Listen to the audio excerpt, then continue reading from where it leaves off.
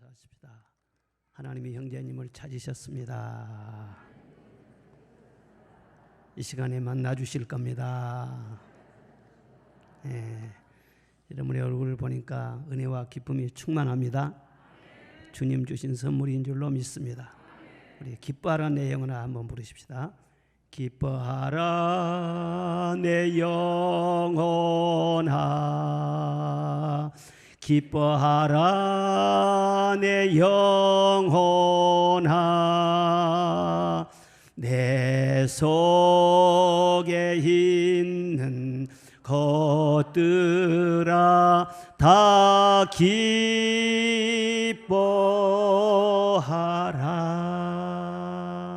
아멘. 내가 너희를 쉬게 하리라. 내가 너희를 어떻게 한다고요? 참 평안과 쉼이 있기를 주의 이름으로 축복합니다. 노사연 씨가 부른 바람이라는 노래가 떠오르는데, 내 손에 잡은 것이 많아서 손이 아픕니다.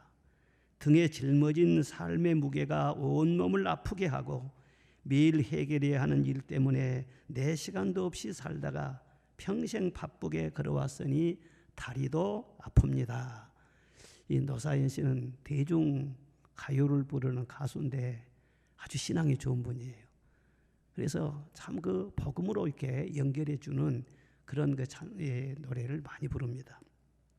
이번 부흥성회를 통해서 우리가 은혜를 많이 받았는데, 제가 강사님과 함께 안수기도를 하면서 느끼는 것이 있어요. 성령께서 우리 성도들에게 참 쉼을 주기를 원하시는구나. 그리고 한 분 한 분 다 이렇게 기도하면서 보니까 참 힘들게 살아왔구나, 많이 지쳤구나, 쉼이 필요하구나, 그것을 느꼈습니다. 오늘 본문 말씀은 수고하고 무거운 짐진 자들아 다 내게로 오라고 하는 말씀인데, 조금이라도 교회 다녀본 사람이라면 다 아는 말씀이에요. 인간은 다 수고하고 무거운 짐을 지고 살아가는 존재인 것입니다. 누구든지 보면 한 짐이에요. 요즘 유치원 갔다 와도 얘들이 말이죠, 피곤하다 그럽니다. 중학생들도 피곤하다 그럽니다. 어른들도 노인들도 삶의 무게, 하루하루 짐을 지고 꼭 살아가는 것과 똑같아요. 모세는 시편에서 사람이 연수가 70이요 강건하면 80이라도 그 연수의 자랑은 수고와 슬픔뿐이라 그랬어요. 수고와 슬픔뿐이라고 했어요. 그러니까 인생의 본질이 수고와 슬픔이라는 거예요. 그 외에는 남는 게 없다는 거예요. 그걸 피해서 살 사람이 아무도 없어요. 저 사람은 참 편하게 살겠구만, 저 사람의 형편을 부러워하는 그럴 때도 있는데, 실상 만나보면 그 사람은 몇 배나 고민이 더 많습니다. 겉으로는 웃어도 속으로 우는 사람이 많고요, 남몰래 흘린 눈물과 한숨이 얼마나 많은지 남들이 모를 뿐인 것이죠. 그런데 예수님은 그것을 다 아십니다.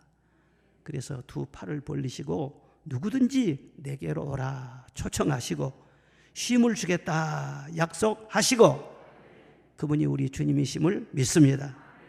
예수님이 아니라면 감히 이런 약속을 누가 할 수 있겠어요? 오늘 말씀을 통해서 주님이 주시는 참된 쉼을 누리는 복이 있기를 주의 이름으로 축복합니다. 첫째로는 내게로 오라고 말씀했어요. 누구게로 오라고요? 내게로 오라고 말씀하셨어요. 내게로 오기만 하면은 쉼은 내가 준다. 네가 할 일은 오는 것이고 내가 줄 일은 쉼을 주는 것이라는 거예요. 네 스스로 쉼을 만들려고 하지 말고, 구원은 내가 준다는 거예요. 안식은 내가 준다는 거예요. 그래서 구원은 믿음을 가지고 예수님 앞에 나아갈 때 시작이 되는 것입니다. 내게로 오라. 교리나 교파를 말하지 않았습니다. 의식이나 신조나 직분이나 교육이나 선행을 말하지도 않았습니다. 인격적이신 주님, 그 주님 앞에 오라는 거예요. 지체하지 말고 오라. 방황하지 말고 오라. 나 같은 사람도 받아주실까 두려워하지 말고 내게로 오라 말씀하세요. 다 오라고 했어요. 조건이 없어요. 과거를 묻지도 않고 신분을 따지지도 않습니다. 누구든지 내려오기만 하면 절대로 내어쫓지 않을 것이라고 말씀하셨고, 내가 만져주시고 고쳐주시고 새롭게 해주실 것이다, 여기서 쉰다는 것은 살려주신다는 것이고 치료해 주신다는 것이고 지쳐있는 사람에게 힘을 주신다는 것이고 무거운 짐에 눌려있는 사람 그 짐을 맡아주신다는 약속인 것입니다. 이 세상 살면서 보면 쓸데없는 짐도 많이 지고 다녀요. 꼭 해야 할 일도 하지만은요 필요 없는 그런 짐을 지고 다니는 사람들이 많아요. 그런데 벗어버리고 싶지만 벗겨지지가 않아요. 잘못된 죄악의 짐, 나쁜 죄악의 습성 끊고 싶지만은요 끊어지지가 않는 거예요. 허물의 짐, 저주의 짐, 질병의 짐, 가난의 짐, 불행의 짐, 근심, 걱정의 짐, 다른 데로 가면은 벗겨주지를 못합니다. 내 스스로도 아무리 벗으려고 해도 안 되는 것입니다. 그런데 예수님께로 나아가면은 그 어려운 것들요 다 벗겨주시고 더 큰 일을 감당할 수 있도록 지혜와 능력을 주신다는 약속의 말씀이 여기에 들어있는 것입니다. 사람들이 말하기를 나는 흙수저니 너는 금수저니 그런 말을 하는데, 그러나 모든 사람은 세상에 다 수저를 물고 태어나는데 똑같아요. 사망의 수저, 죄의 수저를 물고 태어나는 것입니다. 그래서 이 땅에 수고와 슬픔과 저주가 온 것은 인류의 조상 아담과 하와가 하나님의 뜻을 거역하고 심판을 받았기 때문에, 아담의 혈통을 받아 태어난 이 세상 모든 사람들은 다 죄와 사망의 수저를 물고 태어나기. 그래서 사람들이 고생이 많아요. 창세기 2장에 하나님이 선악을 알게 하는 나무의 열매는 먹지 말라, 내가 먹는 날에는 반드시 죽으리라 말씀하셨어요. 여기서 죽는다는 것은 육체의 죽음뿐만이 아니라 영적인 죽음, 즉 하나님과 우리 인간 사이가 단절돼 버린다는 거예요. 끊어져 버린다는 거예요. 그게 죽음입니다. 그리고 창세기 3장에는 아담에게 이르시되 내가 먹지 말라 한 나무의 열매를 먹었은즉 땅은 너로 말미암아 저주를 받고 너는 내 평생에 수고하여야 그 소산을 먹으리라. 땅이 내게 가시덤불과 엉겅퀴를 낼 것이니라. 내가 먹을 것은 밭의 채소인즉 내가 흙으로 돌아갈 때까지 얼굴에 땀을 흘려야 먹을 것을 먹으리라. 너는 흙이니 흙으로 돌아가라 말씀을 하셨어요. 죄로 말미암아 저주를 받아서 수고하고 가시와 엉겅퀴가 앞을 가로막고 찔리고 그렇게 힘들게 살다가 얼굴에 땀이 마를 날이 없이 고생하며 살다가 흙으로 돌아간다는 거예요. 이렇게 인간은 태어날 때부터 저주와 사망을, 이 고통의 이 짐을 상속을 받은 채로 태어나요. 그래서 모든 사람들이 몸과 마음이 병들고 아프고 저주의 가시덤불 속에서 고통과 괴로움을 당하다가 영원히 살지도 못하고 그 다음에 죽어서 그것으로 끝나는 것도 아니고 음부에 들어가서 영원히 꺼지지 않은 지옥 불꽃에서 고통을 당하게 되는, 이것이 모든 인간의 운명인 것입니다. 그런데 우리 예수님께서 우리 죄를 위하여 피 흘려 죽으심으로 말미암아 죽음에 이르게 하는 이 짐을 다 청산해 버리신 줄로 믿습니다. 깨끗하게 치워버린 거예요. 새 사람으로 우리를 만들어 주시는 거예요. 더 이상 이제는 수저 탓을 하지 않아도 돼요. 족보 탓을 하지 않아도 돼요. 누구든지 그리스도 예수 안에 있으면 새로운 피조물이라. 이전 것은 지나갔으니 보라 새 것이 되었도다. 우리의 죄짐을 다 담당해 주실 뿐만 아니라 우리에게 참된 평안과 안식을 주시고 우리에게 건강을 주시고 치유의 복을 주시는 줄로 믿습니다. 베드로전서 2장에 보면 그가 채찍에 맞음으로 너희는 나음을 입었도다 말씀을 하셨어요.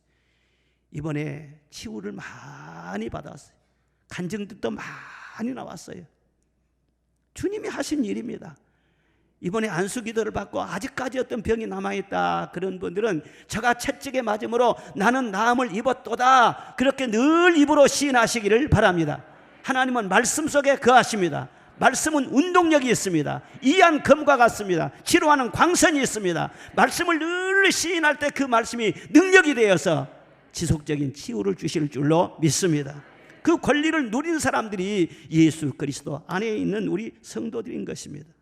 그리고 예수님 우리 대신해서 가시관을 쓰심으로 말미암아 가시덤불 엉겅퀴와 같은 모든 저주를 다 제거해 버리셨어요. 그래서 우리에게 아브라함과 같은 형통의 복을 주시는 것입니다. 하는 일마다 막히고 뭔가 뭔가 괴롭고 인간관계가 안 되고 그러면 얼마나 사는 것이 힘든지 몰라요. 형통이라고 하는 복은 무슨 일을 하든지 잘 풀려가는 것을 말해요. 인간관계가 막히지 않냐고 잘 풀리는 것을 말해요. 이런 축복이 얼마나 귀한 것인지 모릅니다. 예수 그리스도 안에서 우리에게 주어진 축복을 누리시기를 주의 이름으로 축원합니다. 안 된다 안 된다 그렇게 하지 말고 예수님의 은혜가 크도다, 주님의 사랑이 크도다, 잘 되는 복을 누리면서 사시기를 바랍니다. 어느 권사님 간증인데 그분은 고향이 경상북도예요. 아주 부잣집에서 태어났어요. 그리고 20살도 채 안 돼서 옛날에는 그랬죠. 부잣집으로 일찍 시집을 갔습니다. 그런데 남편이 육군사관학교를 나와서 육군 장교였어요. 자주 이제 정근을 다니니까 자기는 시골에서 농사를 지으면서 남편이 가끔 오면 이렇게 만나고 그러면서 시집살이를 한 거예요. 여러분, 시골의 부잣집 별로 부러워할 것 없습니다. 시골 부잣집들은요 얼마나 일이 많은지 몰라요. 논밭이 많으니까 일 속에 팍 파묻혀버려요 그냥. 그래서 얘들을 둘 낳기까지 그 시집에 파묻혀서 일을 하며 살다 보니까 몸도 마음도 다 망가져버렸어요. 그래서 친정으로 가서 좀 쉬려고 하면 친정에서는 너는 시집 귀신 되라 해서 다시 쫓아버리고, 옛날에는 그랬어요. 유교적인 관습이 남아있어가지고. 그리고 시집에서는요 말도 못하고 시집 부모들이 알아주지도 않고, 그래서 시달리시다 너무 힘들어가지고 가출 아닌 가출을 했어요. 얘들 둘 데리고. 그리고 시갓집에 친척집인데 그 멀리 떨어져 있는 친척집으로 그냥 갔어요. 거기 가서 매주 종았는데 그 집이 예수님 있는 집이었어요. 아침 저녁으로 찬송을 부르고 교회를 다니고, 그래서 교회는 안 가지만 늘 찬송을 들으면서 그런 분위기를 좀 접했어요. 그런데 또 시갓집에서 와가지고는 또 데리고 가버린 거예요. 그래서 시갓집에 가서 그렇게 있는데 계속 몸은 빼짝빼짝 마르고 불면증에 잠도 자지를 못하고 너무너무 고통스러우니까 견디지를 못해요. 그래서 시부모들이 이러다가 며느리 죽겠다. 그리고는요 소 한 마리 잡고 쌀 몇 가마니 그렇게 준비하고 술에다 싣고 그리고 절로 들어갔어요. 그래서 절에 스님한테 맡겼어요. 우리 며느리 좀 살려주라고. 그래서 스님이 정성껏 다 준비해가지고 49제를 지낸 거예요. 그런데 아무리 해도 병이 안 났거든. 그런데 그분이 너무 고통스러워가지고 하늘은 따뜻하게 햇빛이 찌는데 바위에 올라가지고 자기도 모르게 흥얼흥얼 그 친척집에서 들었던 찬송가를 흥얼거리고 있었던 거예요. 그런데 스님이 그 앞에를 지나가다가 김 선생 예수 믿소? 그러니까 아니요 나 안 믿어요. 아니 예수도 믿어보면 좋은데 49제를 다 지내도 이제 암만 해도 안 돼. 그러니까 예수는 한번 믿어보시오. 스님이 전도를 해 주었어요. 깜짝 놀라가지고는요 그럼 교회 한번 가볼까? 그리고 내려와서 다시 그 친척집으로 갔어. 그런데 마침 그 교회에 붕해가 있었네. 시간 붕해에 참여하니까는요 말씀이 귀에 들어오고요 마음이 가난한 자에게 천국이 많은 줄로 믿습니다. 예수님을 영접하고요 예수님이 내 안에 들어오니까는 귀신들이 다 떠나간 거예요. 몸이 좋아졌어요. 그래 집에 가면은 다시 이제 제사 지내고 그러니까 무서워서 갈 수가 없어. 그래서 대구 시내 이리저리 전전하다가 붕해만 있다고 그러면 쫓아다니고 막 은혜를 받았어. 결국은 이제 시갓집으로 들어갔죠. 시갓집으로 들어가서 나 제사 지내면은 죽습니다. 시갓집 부모들한테 그러니까 며느리 때문에 제사를 못 지내는 거예요. 그리고 뽕밭에다 조그맣게 토담으로 그렇게 집을 하나 지어가지고 거기에서 예배를 드리기 시작했어요. 그래서 이 시골에 교회가 생겼는데 세상에 그 교회 안에서 말이죠 목사가 수십 명이 배출됐다는 거예요. 제가 그런 간증집을 짓고요. 정말 하나님의 역사는 놀랍다. 하나님께서는 지금도 다 내게로 오라 내게로 오라 부르고 계시는 줄로 믿습니다. 그분에게 아무 어려운 일이 없었다면요 예수 믿을 사람이 아니죠. 그런데 막 고통을 당하니까 어디 가서 해결하려고 해도 해결이 안 되니까 한때 많이 방황했죠. 예수님 만나니까 예수님께서 힘을 주시지 않습니까? 시편 55편에 말씀하시요 내 짐을 여호와께 맡겨라. 그가 너를 붙드시고 의인의 요동함을 영영히 허락하지 아니하시리로다. 바뀌어야 좋아요. 무거운 짐 들고 서울까지 갈 필요 없어. 택배로 붙여버리면 얼마나 쉽고 편하고 그래요. 여러분의 짐이 있어도, 무거운 짐이 있어도 주님께 맡기시기를 바랍니다. 말씀을 듣는 것이 맡기는 것입니다. 말씀을 들을 때 아멘으로 받아들이시라고. 말씀은 생명의 떡이라고 했습니다. 거르지 말고 그대로 잡수시기를 바랍니다. 그리고 말씀 붙잡고 기도하는 것이 맡기는 거예요. 그 말씀대로 순종하는 것이 맡기는 거예요. 그럼 그 다음에 하나님이 일을 하십니다. 정말로 일을 하십니다. 경험해보면 압니다. 10년 동안만 그렇게 꾸준히 살아보세요. 하나님께서 내 주변에서 나를 위해서 얼마나 놀라운 일을 하시는지. 아무리 발돋움해도 안 되는 것도요, 하나님이 일하시고 높이시고 축복하시면은요, 자기 자신도 감동받고 자기 자신도 깜짝 놀라는 것입니다. 주님께 맡겨드리면은 해결해 주실 뿐만 아니라 더 큰 능력과 지혜도 주셔서 더 큰 문제도 감당할 수 있게 해주신다는 것을 믿으시기를 바랍니다.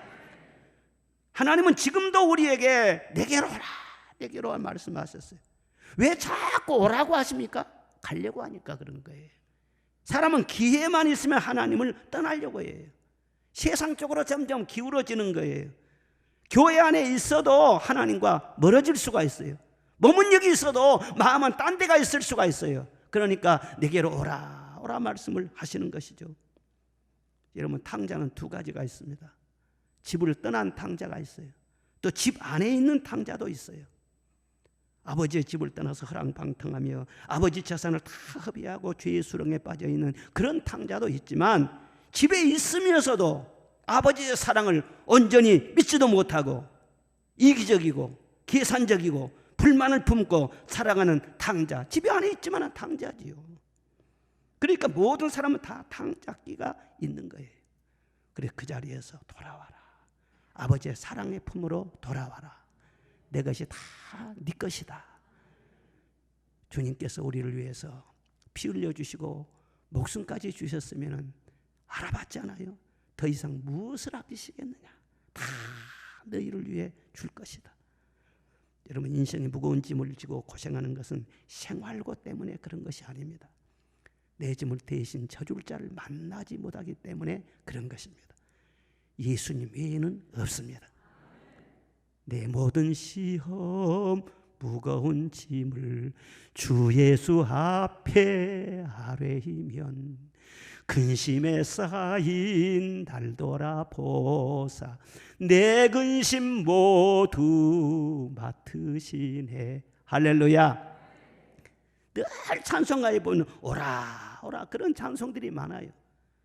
복음 찬송에 보면 죄에 빠져 헤매이다가 지쳐버린 나의 모습은 못 견디는 아픔 속에서 그렇게 쓰러져 있을 때 아무도 오는 사람이 없어 정말로 난 외로웠네.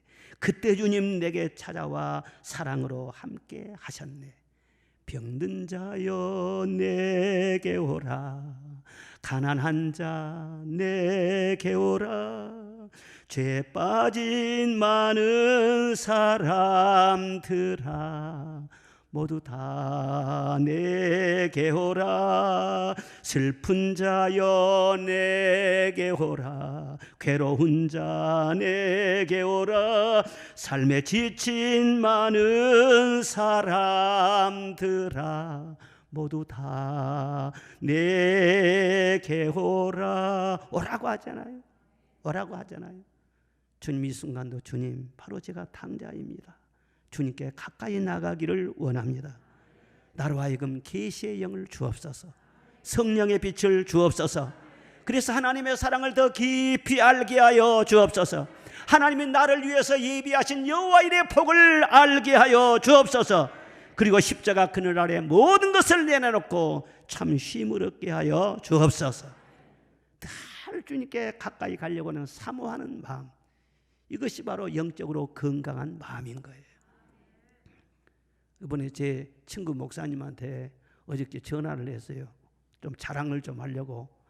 그랬더니 목사님 우리 교회 이번에 부흥회하고 은혜 받고 한 얘기를 다 알고 있는 거예요. 어떻게 알았느냐 그랬더니 바로 동생이 우리 교회 집사님이라는 거예요. 그래서 몇 달 전에 그 가족 여행을 하려고, 제주도 여행을 하려고 다 계획을 세워가지고 지난 주간에 제주도 여행을 갔는데, 그 동생 집사님이 쏙 빠지더라는 거예요. 너 왜 안 가냐? 그러니까 우리 교회 부흥회를 하는데 내가 은혜 받아야 되겠다, 못 간다고. 그래서 그냥 가족들이 불평이 많았다는 거예요. 예? 그렇게 오랫동안 준비했는데, 예? 자기만 빠진다고 말이에요. 그런데 그 집사님이 가족들과 함께 시간 참석해서 은혜를 크게 받았어요. 그래가지고 오빠한테 전화해가지고 엄청 자랑을 했는데, 제주도 가봐요. 좀 장마철이고 아주 그냥 끄급하고요. 제주도 바다보다도 여수 바다가 훨씬 더 좋아요. 가도 별걸 없어. 은혜 받은 것이 훨씬 좋은 줄로 믿습니다. 은혜의 자리라면 양보하지 마시기를 바랍니다. 낯을 가리지 말고 좀 은혜 받은 데는 뻔뻔해야 돼요. 적극적으로 은혜를 받아야 돼요. 그리고 두 번째는 내게 배우라 그랬어요. 내게 뭐 하라고요? 배우라고 말씀했어요. 29절에 보면 쉼을 얻으려면 배우는 자세를 가져야 된다. 나는 다 안다. 나는 부족하지 않다. 나는 문제없다. 나는 항상 옳다. 그러면은 마음의 짐이 점점 무거워지는 것입니다. 그런데 항상 나는 부족합니다. 나는 배워야 됩니다. 그런 자세를 가지면은 마음이 참 편안해지고 힘을 얻어요. 그 세상에는 스승들이 많잖아요. 그런데 마음의 힘을 얻으려면은 누구에게 배워야 되느냐? 반드시 예수님께 배워야 된다는 거예요. 예수님의 무엇을 배워야 되느냐? 나는 마음이 온유하고 겸손하니 그랬어요. 예수님의 겸손을 배우라. 예수님의 온유를 배우라는 거예요. 세상에 아무리 경험이 많고 가진 지식이 많고 정보를 많이 알고 있다고 할지라도 겸손을 배우지 못하면, 온유를 배우지 못하면 마음의 쉼은 절대 얻을 수 없다는 거예요. 빌보 2장에 보면은 그는 근본 하나님의 본체시나 자기를 비워 종의 형체를 가져 사람과 같이 되셨고 죽기까지 복종하셨으니 그 십자가에 죽으심이라. 이러므로 하나님이 그를 지극히 높여 모든 이름 위에 뛰어난 이름을 주시고 모든 이름을 예수 이름에 꿇게 하시고 모든 이름으로 예수 그리스도를 주라 시인하여 하나님께 영광을 돌리게 하셨느니라. 할렐루야. 예수님은 하나님의 본체시라고 했어요. 하나님이세요. 만왕의 왕이세요. 보통 왕이 아니세요. 그런데 우리를 구원하기 위해서 사람의 몸을 입으시고 낮고 천한 이 세상까지 내려오셨습니다. 어디에서 자라셨습니까? 흑암의 갈릴리에서 자라셨어요. 무슨 일을 하셨습니까? 요즘 사람들이 안 하려고 하는 3D 일, 목수일을 하셨어요. 그리고 친구들도 좀 수준 있는 친구들 만나면은 그래 자기 위신도 서고 좋잖아요. 그런데 꼭 세리나 창녀나 죄인이나 그런 사람들을 만나는 거예요. 그리고 예루살렘으로 입성하실 때도 백마를 타고 입성하시면 좀 좋을 텐데 조그만 나귀를 타고요 쫄랑쫄랑하니 입성을 하셨어요. 그리고 마지막에 죽기까지 하나님 앞에 복종하셨어요. 이게 예수님의 겸손이에요. 그런데 하나님께서 그대로 버려두지 아니하시고 다시 부활하게 하시고 그를 지극히 높여주시고 모든 입으로 그 예수의 이름을 찬송하게 하여 주시고 지금 이 시간 누구 이름 때문에 우리가 모여서 예배 드리는 겁니까? 예수 이름 때문이죠. 누구 이름이 아니에요. 아무리 중요한 세종대왕이나 이수신장군 우리나라에서 알아주지만요 그분들의 이름이 아니에요. 오직 예수의 이름 때문에 우리가 다 모여서 찬송하고 기도하고 하는 것이죠.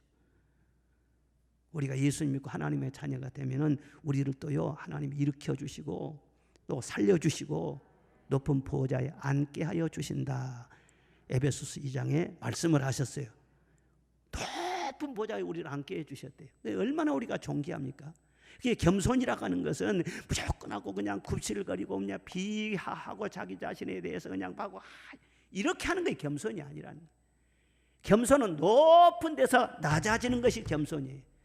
그런데 사람들은 다 무슨 낮은 자리에 있는데 죄의 자리에 있고 사망의 자리에 있는데 더 이상 낮아질 데가 어디가 있어요. 그러니까 예수님 외에는 겸손이 없다는 거예요. 그리고 예수님과 함께 같이 높은 하늘 보좌까지 올라간 성도들만이 진정한 겸손을 할 수 있다는 거예요. 이렇게 우리가 하나님을 늘 바라보면서 내 자신의 신분이 참 높고 존귀하지만 자기를 낮추어서 겸손히 섬기면은 예수님처럼 내버려 두지 않으시고 존귀와 영광의 옷을 입혀주시고 그 사람을 복되게 하신다는 것. 성경에 말씀하면 겸손한 자에게 주어진 약속이 많습니다. 교만이 오면 욕도 오거니와 겸손한 자에게는 지혜가 있느니라 잠언에서 말씀하세요. 또 사람이 교만하면 낮아지겠고 마음이 겸손하면 영예를 얻는다 말씀을 하셨어요. 여호와께서는 겸손한 자를 보호하시고 교만한 자에게는 엄중하게 갚으신다고 말씀을 하셨어요. 겸손은 존귀의 앞잡이요 교만은 넘어짐의 앞잡이니라. 하나님은 교만한 자를 물리치시고 겸손한 자에게 은혜를 주시느니라. 우리가 왜 은혜를 받느냐? 겸손하니까 은혜를 주신다. 그런데 은혜를 아무리 받다가도 어느 순간부터인가 말씀이 귀에 들어오지 않고 신앙생활을 해도 은혜가 되지 않는다. 바로 그 속에 지금 교만이 들어있다. 교만하는 순간부터 절대로 은혜는 들어오지 않습니다. 이번에 부흥 강사님이 겸손의 커트라인을 가르쳐 주셨어요. 그래서 이 정도 되면 나는 겸손하다. 그 커트라인이 있다는 거예요. 그런데 커트라인이 무엇이냐 그러면 어느 순간부터 은혜가 되지 않는다. 그때부터 교만이라는 거예요. 그러니까 회개하고 겸손의 자리로 돌아가야 다시 말씀이 들리고 은혜가 되기 시작한다. 아주 중요한 진리를 가르쳐 주셨어요. 사람의 불행이 어디 있는가? 실패의 원인이 어디 있는가? 가정 안에서 서로 화목하며 살아야 되는데 화목하지 못한 원인이 어디 있는가? 다 알고 보면은 겸손치 못하기 때문에 그런 것입니다. 정말 겸손하면 기쁨을 누릴 수 있고 감사하며 살 수 있고 서로 화목하며 평안하게 살 수가 있어요. 내가 정말 겸손하면은요 어디가든지 환영받고 사랑받고요 서로 잘 어울리면서 살 수가 있어요. 정말 겸손하면 사람들도 환영해요. 겸손하면 하나님의 은혜와 복을 주세요. 그렇기 때문에 진정으로 성공하고 용기 있는 사람이 되고 천국의 평안을 누릴 수가 있다고 성경은 늘 말씀하여 주시는 것입니다. 하나님은 창조자예요. 우리는 피조물입니다. 하나님이 우리를 진흙 한 덩어리로 지으셨습니다. 그리고 거기에 생기를 불어넣어서 생명이 되어 우리 인간이 되게 하셨습니다. 우리 인간은 저절로 태어난 존재가 아니라 하나님이 창조하셨어요. 우리의 부모님을 통해서 생기를 불어넣어서 생명이 되게 하셨어요. 하나님이 숨을 주셨으므로 하나님의 숨을 거둬가시면은 다시 우리는 한 줌의 흙으로 티끌로 재로 돌아가는 것입니다. 순간으로 돌아가는 것입니다. 지금 여러분의 능력으로 숨을 쉬는 것이 아니고 여러분의 어떤 힘으로 내 맥박이 뛰는 것이 아닌 거라는 거예요. 하나님께서 계속 생명을 주고 계시는 것입니다. 이것만 안다고 할지라도 하나님 앞에 어떻게 감히 교만할 수가 있어요? 내 모든 것이 다 그분에게 달려있는데 엎드릴 수밖에 없죠. 내 모든 생사화복, 내 모든 미래에 대해서, 자녀들의 앞날에 대해서, 내 사업이나 모든 길과 내 모든 인생의 계획과 그런 모든 것 다 누구 손에 있어요? 내가 다 한 것 같아도 아니란 하나님 손에 있어요. 이만큼 누린 것도 하나님이 주신 복인 줄로 믿습니다. 건강도 감사할 줄 알아야 돼. 때로는 우리 집사님들이 몸이 아파가지고 여기 와서 안수기도 받고 아이고 병이 안 나서요. 그런데 내 속으로는 그래요. 두 발로 여기 내려온 것 자체가 건강이다. 한 부분이 아프다고 하지만은 다른 부분의 건강이 얼마나 많은가. 그래서 치료해 주십시오 그렇게 기도하면서도요 감사함으로 기도해야 돼요. 내게 건강 주신 거 감사합니다. 가정을 주신 것도 감사하잖아요. 참 내가 부족한데 귀한 남편 만나서 감사하다. 내가 참 부족한데 내가 귀한 아내 만나서 감사하다. 그러면요 내가 나를 낮추면 얼마나 행복해져요. 그런데 그냥 내가 재수가 없어갖고 저런 남편을 만나갖고 이렇게 고생한 그때부터 이제 고생은 바가지로 오는 거예요. 그냥 얼마나 힘들어지겠어요. 가정생활에도 겸손하시기를 바랍니다. 소유에 대해서도 재산이 만예정리할 것이 하나도 없어요. 세상 태어날 때 단돈 500원짜리라도 가지고 나온 사람 흔들어 보세요. 다 가지고 아무것도 안 가지고 와서 지금까지 누가 주어서 먹고 살았어요? 하나님이 주신 거예요. 지금 내게 있는 것으로 인해서도 감사하고 세상 떠나면서도요 한 푼도 가지고 가지 못할 거예요. 직장 생활하는 것도 직분도 그렇고 모든 것을 과분하게 생각해야 돼요. 저는 목회를 하면서도요 항상 정말 과분하게 생각. 그건 분명히 있어요. 우리 모교회가 20평도 안 되는 조그만 토담, 예? 그리고 함석으로 지붕 이어가지고 막 그냥 예배 드릴 때 비가 오면은 막 콩볶은 소리가 나는 거야. 타타타타타 그 소리가 나. 그렇게 예배를 드렸는데 이렇게 훌륭하고 좋은 성전에서 말씀을 전하고 예배 드린다는 걸 상상할 수도 없었어. 웬 은혜입니까? 웬 축복입니까? 생각하면 생각할수록 하나님의 축복이 너무너무 과분해요. 겸손한 자는 항상 배부르다고 했어요. 영혼이 소생하다고 했어요. 기쁨이 충만하다고 했어요. 겸손의 복을 받기를 주의 이름으로 축원합니다. 그런데 사실은 평생 갖기를 원해도 갖기 어려운 것이 바로 이 겸손인 것입니다. 사람이 겸손하려고 노력한다고 해서 되는 것이 아니에요. 조금만 잘되고 살만하면은요 힘이 들어가고 남을 무시하고 목소리가 커지고 그래서 겸손한 사람이 들어가면요 화평이 막 깨지는 거예요. 사울왕이 된 것이 어떻게 왕이 됐습니까? 그가 농사꾼인데 하나님이 겸손 하나를 보시고 그를 왕으로 세워주셨어요. 그런데 왕이 되니까 모든 백성들이 그 앞에서 다 엎드리지 막 군대를 통솔하지 신나거든요. 얼마 되지 않았어요. 그 다음에 교만해진 거예요. 사람이 은혜가 떠나고 교만해지니까 미운 사람이 생겨나 불만이 생겨나 그리고 성질이 나요. 그리고 귀신이 들어가요. 이 교만으로 계속해서 날뛰다가 그 집도 나라도 다 무너져 버리고 말았어요. 처음에는 아주 겸손했는데 변질이 되었어요. 그래가지고 교만해서요 망조 같은 것입니다. 여러분 사람이요 얼마든지 나는 겸손할 수 있어. 그런 사람은 실제로 교만한 사람이에요. 그래서 하나님이 늘 사랑하는 사람은요 하나님의 손으로 다루시는 것입니다. 사도 바울도 은혜를 크게 받았어요. 성경에 3분의 2를 기록할 정도로 그렇게 말씀이 충만하고요 3층 천까지 천국을 다녀올 정도로 그런 계시가 충만한 하나님의 종이에요. 그래 항상 겸손했어요. 나는 죄인 중에 개수라고 했고 나는 지극히 작은 성도보다 더 작은 자라고 겸손을 지켰어요. 그런데도 하나님이 보실 때는 계시받은 것이 너무나 큰 거예요. 복을 받아도 너무나 복을 크게 받았어요. 그래가지고 아무래도 위험하다. 나는 절대로 교만할 일이 없습니다. 그러지만 하나님 보는 눈이 정확한 거예요. 그 안전장치로 교만을 막기 위해서 육체에 가시를 준 거예요. 그 가시가 안질이라고도 하고 간질이라고도 해요. 그런데 세계사에 보면은 간질에 고통당한 그런 지도자들이 있어요. 로마의 시제라든가 영국의 크로멜 또 나폴레옹 이런 사람이 간질병이 있었다. 바울사도 그 병에 걸린 거예요. 그 사람이 멀쩡하다가 예배인도고 설교하다가 가끔 쓰러져가지고 막 거품을 흘리고 여러분 그 체면이 뭐가 되겠어요? 주의 종으로서 어떻게 자존심을 지킬 수가 있겠어요? 완전히 그냥 이상하게 돼버린 거예요. 그러면서 하나님 나는 아무것도 아닙니다. 이 가시가 좀 떠나가게 해주십시오. 그러니까 하나님께서 말씀하시기를 내 은혜가 내게 족하다.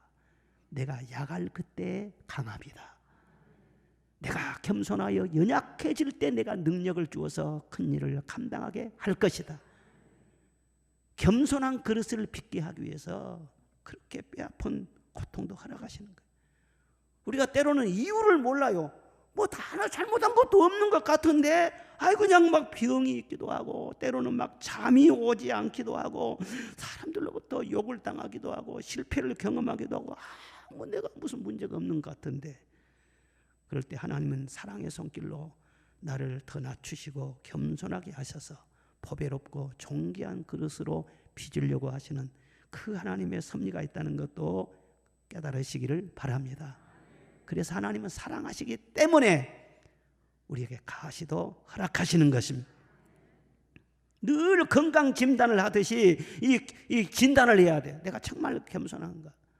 암세포가 자라듯이 혹시 교만의 암세포가 자라고 있지는 않는가?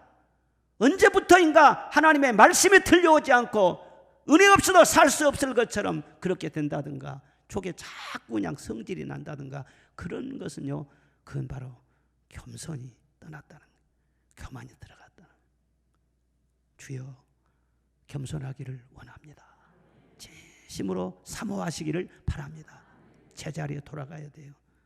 그리고 또 온유를 배우라고 말씀했어요. 겸손과 온유는 손바닥의 양면과 같습니다. 마음이 겸손하면 외적으로 온유한 모습이 드러나게 되어 있는 것입니다. 온유가 무엇일까? 예? 부드러운 것, 따뜻한 것, 우리가 그렇게 이해하지 않습니까? 틀리지 않습니다. 그 말도. 아프리카에서 선교사님이 그 현지인들에게 온유에 대해서 설명을 했어요. 예수님은 온유한 분이다. 그런데 아무리 설명해도 원주민들이 이해가 잘 안 되는 거예요. 그래서 질문을 했어요. 선교사님, 좀 간단하게 알기 쉽게 말씀 좀 해주세요. 그러니까는요, 성령이 지혜를 주셨어요. 예, 온유라고 하는 것은요, 사나운 질문에 부드럽게 대답하는 것을 말합니다. 그렇게 설명을 했다는 거예요. 질문은요, 거칠게 하는데요, 부드럽게 표현하는 거예요. 친절하고 부드러운 표현, 그것이 바로 온유라는 것이죠. 사실 예수님처럼 온유한 분이 없습니다. 예수님이 십자가 지실 때 보면은요, 힘을 가졌어요. 한마디 하면은 원수들을 다 멸해버릴 수도 있습니다. 그런데 그 힘을 사용하지 않습니다. 아무리 악한 말을 하고 욕을 하고 그래도 악을 악으로 욕을 욕으로 갚지 않으시고 끝까지 침묵하십니다. 그들을 불쌍히 여기십니다. 그리고 하나님 앞에서만 좁은 길, 십자가의 길을 끝까지 가십니다. 십자가에 매달려서도요, 사람이 뭐 성질도 있는데요, 한마디만 다 갈 수 있잖아요. 이 화 있을진저 그렇게 한마디라도 할 수 있는데, 만약에 예수님이 그렇게 말씀하셨다면은 우리를 위한 구속의 역사는 다 틀어졌을 것입니다. 그런데 십자가에서도 예수님의 모습은 온유하셨어요. 그 모습이 바로 온유의 극치인 것입니다. 우리들도 성질이 좀 있고 표현이 거칠고 그런다고 할지라도 온유하신 예수님을 늘 바라보면서 그런 거룩한 성품을 사모하면서 살다 보면은 나도 모르게 점점 부드러워지는 사람으로, 점점 표현이 따뜻한 사람으로 변화되어질 줄로 믿습니다. 사람은 나쁘게 변질도 되지만은요, 성령을 따라 살면요, 전적으로 변화가 되는 거예요. 그게 하나님의 은혜인 것입니다. 우리가 잘 아는 대로 모세는 기질이 아주 좀 거칠고 과격한 사람이 있어요. 세상에 한참 젊은 날에 자기 마음에 안 든다고 사람을 쳐서 말이죠, 죽인 적이 있었어요. 그러다 광야로 쫓겨났어요. 그래서 처갓집에서 양을 치면서 40년이나 아무 소용 없이 그렇게 살았어요. 그런데 하나님께서 그 모세를 잊지 않으시고 부르십니다. 모세야, 모세야. 그리고 애굽에 고통당하고 있는 자기 백성을 구원해 내라고 하는 그런 사명을 맡겨주셨어요. 80살의 부름을 받아서 이제 하나님의 백성들을 출애굽을 시키는 것입니다. 순종하면서 잘했어요. 그런데 아무리 나이가 80이 넘었을지라도 기질은 기질대로 남아있는 것입니다. 참 몇 사람 되지 않고도 사람 관리하기가 힘든데 장정만 해서 60만이 되는데 그 많은 사람은 얼마나 많겠어요. 그런데 한 번은 너무나도 열을 받아가지고 막 그냥 지팡이를 들고 이 패역한 족속들에게 물을 내려 성질을 내면서 막 바위를 몇 번 쳤어요. 하나님께서 그것을 보시고 아직도 성질이 안 주겠구나. 너는 가나안 땅 못 들어간다. 딱 선을 그어버렸어요. 그 후로 정신을 차리게 됩니다. 내가 순종하는 것이 하나님 앞에 바른 것인데, 하나님께서 다 보고 알고 다 해결해 주실 것인데 내가 혈기를 부리고 하나님의 거룩함을 가리었구나. 그 다음부터 이 사람은요, 온유한 사람을 확 변해요. 무슨 말을 듣든지 함부로 흥분하지 않습니다. 그 한 번은 구스 여자를 소실로 취하는 큰 실수를 범했어요. 하나님의 종이 어떻게 이방 여자를 첩으로 그렇게 취합니까? 그걸 두고 비난이 아주 빗발쳤어요. 엄청나게 욕을 먹었어요. 그런데 특히 누나되는 미리암이 폭언을 했어요. 물론 어디까지나 모세의 잘못이죠. 그런데 남이 잘못했다고 해서 함부로 비난할 일은 아닌 것입니다. 왜냐하면 실수 없는 사람은 없기 때문인 것입니다. 모세도 아마 할 말이 있었을 거예요. 그러나 그렇게 큰 모욕을 당하면서도 핍박과 괴로움을 받으면서도 그걸 끝까지 잘 견디어냅니다. 절대 흥분하지 않습니다. 그 온유한 모습을 보고 하나님이 개입하신 거예요. 그리고 지나치게 폭언을 하는 그의 누나 미리암에 대해서 나병으로 쳐버립니다. 그리고 모세의 편을 들어주십니다. 그리고 모세를 향해서 이 사람은 지상에서 가장 가장 온유한 사람이다 인정을 해 주셨어요. 그 참 어려울 때 자기 자신의 마음을 잘 다스렸다는 것, 끝까지 입술을 지켰다는 것, 하나님이 그것을 귀하게 보시고 더 존귀하게 만들어 주시더라는 겁니다. 잠언 16장에 노하기를 더디하는 자는 용사보다 낫고 자기 마음을 다스리는 자는 성을 빼앗는 자보다 낫다 그랬어요. 성령 충만하면은요 절제 은사가 임하게 되고, 성령 충만하면 나를 다스리게 되는데 내 마음을 다스려 주시고, 마지막 단계가 뭐냐면 입술을 다스려 주는 거예요. 그러니까 성령이 나를 온전히 다스리시면은요 말을 딱 하다가 돼요 얼른 주워다 말 못하는 거예요. 이게 바로 온유한 사람이라는 거예요. 사랑하는 여러분, 성령 충만함으로 복된 말을 하고 좋은 말을 하고 축복의 말을 할 수 있기를 주의 이름으로 축원합니다. 좋은 말을 하면서 서로 화목해야지, 그냥 내 잘났다고 해서 남을 공격하면은요 그게 모두 다 자기애로 결국은 돌아와요. 그리고 나에게 상처로 남고 다른 사람에게도 상처를 주는 것입니다. 좋은 말은 보약과 같아요. 그래서 오래도록 남습니다. 또 말의 상처도 오래 간다는 것을 알아야 됩니다. 두 가지를 늘 선택해야 되는데, 부드러운 말, 축복을 말, 평화를 주는 말, 성령이 바람이 불도록 늘 은혜로운 말을 할 수 있기를 주의 이름으로 축원합니다. 그래서 가정을 행복의 동산으로 만들고, 교회는 늘 성령이 바람이 불게 하고, 이것을 봐서 예수님으로부터 배우라는 거예요. 온유와 겸손을. 그러면 너희 마음이 쉼을 얻게 된다. 내 마음을 다스리면서 말만 곱게 보십시오. 그러면은요 화가 났던 것이 쑥 내려가는 거예요. 마음이 평안해지는 거예요. 할렐루야. 마지막 세 번째로는 쉽고 가벼운 멍에를 메라고 하셨어요. 무슨 멍에를 메라고요? 쉽고 가벼운 멍에를 메라. 쉼을 얻은 구체적인 비결로 나의 멍에를 메고 내게 배우라. 그리하면 너희 마음이 쉼을 얻으리라. 내 멍에는 가볍고 내 멍에는 쉽다. 그렇게 말씀을 하셨습니다. 여러분, 내가 멍에 때문에 이렇게 힘들고 고생스러운데 또 뭐 예수님이 멍에를 메라고 하니 이게 무슨 뜻일까요? 사랑하는 여러분, 일을 하면 피곤하죠. 그런데 일이 없으면 더 피곤하다는 것도 알아야 됩니다. 노는 것은 쉬는 것이 아니에요. 놀아도 적당하게 놀아야지. 계속 놀다 보면 노는 것이 힘들어요. 노는 것이 고통이에요. 노벨 문학상을 받은 아이작 싱거라는 분이 있는데, 그분이 바보들의 천국이라고 하는 그런 단편을 써냈어요. 그 책에 나온 이야기입니다. 어느 부자 상인에게 아들이 있었는데 천성이 게을르고 공부하는 것을 정말 싫어하고, 또 죽기보다 싫은 것이 무엇이냐 그러면 아버지의 사업을 물려받아서 계속 일하는 거예요. 너무너무 싫어했어요. 그런데 어느 날 유모로부터 천국에 가면은 일할 필요가 없다. 매일 놀고 먹을 수 있다. 그런 흘려가는 그런 말을 들었어요. 아니 일하지 않아도 된다고 하니까는요 귀가 번쩍 뜨였어요. 그래 물어봤어요. 어떻게 하면 천국 갈 수 있느냐 그러니까 살아서는 못 가고 죽어야 갈 수 있다는 거예요. 그래서 그 아들은요 죽기를 바라면서 식음을 전폐합니다. 그리고 침대에만 딱 누워 있습니다. 맨날 며칠 그러고 있으니까 부모가 걱정이 되지 않겠어요? 그래서 현명한 의사와 상의를 합니다. 그랬더니 그 의사가 기가 막힌 이 처방법을 알려준 거예요. 아들이 다음날 아침에 딱 깨보니까는요 아름답게 장식된 방에 누워 있는 거예요, 자기가. 그리고 옆에는 날개가 달린 천사들이 달린 모습으로 이렇게 보이는 것입니다. 사실은 천사로 분장한 하인들이에요.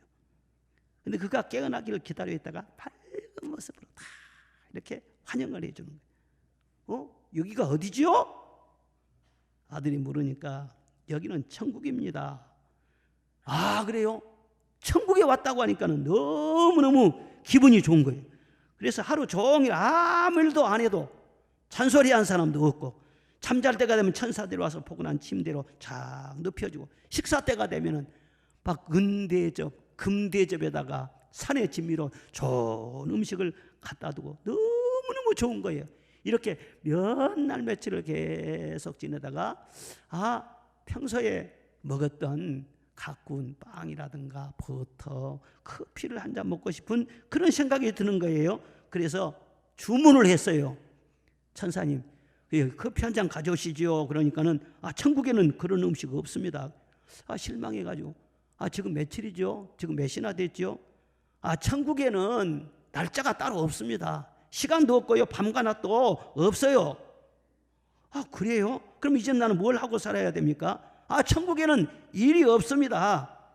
맨날 그러니까 산에 짐만 먹고 온종일도록 침대에 누워서 잠만 자고 할 일이 없으니까 처음에는 그렇게 좋더니 나중에는요, 일하고 싶은 생각, 뭐라도 하고 싶은 생각이 간절해지는 거예요.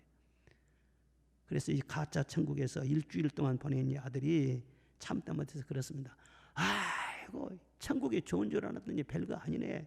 이렇게 살다면 차라리 죽은 것이 낫겠네. 그러니까 천사들이 말이죠, 기다렸다는 듯이 합창을 했어요. 천국에는 죽는 게 없습니다. 죽고 싶어도 못 죽는데요. 그래서 8일째 되는 날 이 아들을 지상으로 다시 데려왔어요. 그리고 7일 동안에 이 가짜 천국 경험을 통해서 이 아들이 완전히 다른 사람으로 변했다는 것입니다. 일하는 거, 하루하루 일상이 이렇게 재밌고 귀한 줄을 몰랐다. 그래서 열심히 사는 아들로 변했다. 그런 얘기입니다. 이스라엘 백성들이 광야 생활을 마치고 가나안 땅에 들어가기 전에 모세가 그들을 향해서 축복을 해주었어요. 너희가 적과골에 흐르는 약속의 땅에서 들어가 너희 하나님 여호와 앞에서 먹고 너희의 하나님 여호와께서 너희 손으로 수고하는 일에 복주심으로 말미암아 너희와 너희의 가족이 즐거워할지니라. 아멘. 좋은 땅에 들어가서 하나님이 주시는 그런 땅을 경작하면서 즐겁게 먹으면서 온 가족과 즐겁게 행복하게 사는 그것이 분복인 줄 알고 살아라 말씀하신 거예요. 전도서 5장에도 말씀하시기를 사람이 여호와께서 그에게 주신 바 그 일평생에 먹고 마시며 해 아래에서 하는 모든 수고 중에서 낙을 누리는 것보다도 선하고 아름다운 것이 없다 말씀을 하셨어요. 내가 메고 있는 멍에를 다 벗어버리고 예수님이 지워주신 멍에를 메라고 하시는데 이게 무슨 뜻인가? 일에 대한 이해, 이게 거듭나야 된다는 거예요. 일하는 자세, 이것이 변해야 된다는 거예요. 일을 그렇게 고통스럽게 생각하고 힘들게 생각하고 불평불만하고 토닥토닥 내가 언제까지 고생을 해, 이렇게 하지 말라는 거예요. 그렇게 하면 쉼이 없다는 거예요. 나를 위해서 일하지 말고 하나님의 영광을 위해서 일을 해라. 일을 고생이라고 생각하지 말고 하나님의 주신 분복이라고 일을 해라. 건강하니까 일을 할 수 있잖아요. 불구가 돼봐요. 몸에 병 들어봐요. 누가 일으키지도 않습니다. 그리고 욕심을 채우기 위해서 일하지 말고 내 욕심껏 일을 하려고 하다 보면요 끝이 없어요. 예? 바람 잡는 것처럼 허무해요. 족함이 없어요. 그리고 일을 하고는 결과는 하나님께 맡기라는 거예요. 결과에 대해서 초조하지 말고 일이 잘 될까 뭘 될까 너무 그러지 말고 그냥 내가 할 수 있는 일만 딱 하는 거예요. 그리고 나머지 일은 하나님이 좋은 결과 주실 줄로 믿습니다. 하나님께 맡기라는 거예요. 그리고 감사함으로 일을 하라는 거예요. 그리고 사랑함으로 일을 해라. 하나님을 사랑하고 내 가족을 사랑하고 내 이웃을 사랑하는 마음으로 일을 해라. 직장에서 일을 하면서도요 다 그거에 이웃 사랑하고 연결되는 거예요. 아침에 일어나서 제가 양치질을 딱 하는데 치약을 짜잖아요. 그 치약을 딱 보니까는 LG 그렇게 나와 있어요. 그러니까 우리 성도들 중에서 LG 다니는 분들이 많이 있는데 그분들이 직장 생활을 하면서 내가 이렇게 제품을 생산하고 내가 일을 하고 하면서 많은 이웃들이 좋은 생활용품을 생산해 주는구나. 그들에게 유익을 주는구나. 이것이 바로 사랑으로 하는 것이거든요. 그래 먹고 살기 위해서 한다가 아니라 사랑하기 위해서, 가족들을 위해서, 이웃을 위해서, 나아가서는 하나님의 영광을 위해서. 할렐루야. 사랑으로 하면은요 하나님이 기쁨을 주시고 성령으로 도와주십니다. 요한일서 5장에 하나님을 사랑하는 것은 이것이니 우리가 그의 계명을 지키는 것이라. 그의 계명들은 무거운 것이 아니로다 그랬어요. 사랑으로 일을 하면은 무겁지 않다는 거예요. 사랑으로 일을 하면은 하나님이 힘을 주신다는 거예요. 학생들이 공부를 하더라도요, 아이고 하기 싫은 공부 얼마나 힘들겠어요. 집에서는 자꾸 공부하러 가고 이 학원 저 학원으로 자꾸 그냥 돌아다니게 하고 얼마나 힘들겠어요. 그런데 하나님을 제대로 만나서 하나님의 은혜가 너무 크므로 내가 하나님의 영광을 위해서 내가 살아야 되겠다. 그러려면 공부를 해야지. 하나님의 영광을 위해서 공부한다 그러면요, 공부하는 자세가 달라져요. 그런 학생들은 성령이 지혜를 주실 줄로 믿습니다. 공부할 때만 지혜를 주신 것이 아니라 직장 생활할 때나 가정 생활할 때나 일을 할 때나 끊임없이 하나님이 지혜를 주시는 거예요. 지혜를 이 세상은 못 당합니다. 하나님이 세상에서 존귀한 자가 되고 승리하는 사람 되게 하려면요, 지혜를 주시는 거예요. 이렇게 일에 대한 자세가 달라져야 된다. 예? 그렇게 되면 무슨 일인데 어렵지 않고 무겁지 않다는 것입니다. 하나님이 주신 식물을 먹고 아내와 함께 행복하게 살며 즐겁게 일하는 것보다 더 나은 것이 없다. 전도서에 말씀을 합니다. 사람이 먹고 마시며 수고하는 것보다 그의 마음을 더 기쁘게 하는 것이 없나니 그것은 하나님의 선물이라 말씀했어요. 사랑으로 일하시고 감사함으로 일하시고 하나님의 영광을 위해서 일하시고 잊지 말아야 할 것은 기쁨으로 일하시기를 바랍니다. 그것이 나에게 주신 복인 것입니다. 늘 웃으면서 일을 하고 친절을 베풀며 일을 하고 웃음을 주면서 일을 해보라는 거예요. 데일 카네기는 말하기를 웃음이 없이 참으로 부자가 된 사람도 없고 웃음을 가지고 정말 가난한 사람도 없다 그랬어요. 웃음은 가정에 행복을 더하며 사업에 활력을 불어넣어주며 친구 사이를 더욱 가깝게 한다 그랬어요. 주 안에서 즐겁게 일하면서 결과를 주님께 다 맡기면서 그렇게 하루하루 살아가는 것이 참된 쉼인 줄로 믿습니다. 수고하고 무거운 짐진 자들아 다 내게로 오라. 언제나 주님을 가까이 하면서 온유하고 겸손하신 주님을 늘 본받으려고 하면서 기쁨으로 일하고 그 일의 결과를 주님께 맡기면서 하루하루를 살아가는 그것이 바로 천국을 경험하는 삶인 줄로 믿습니다.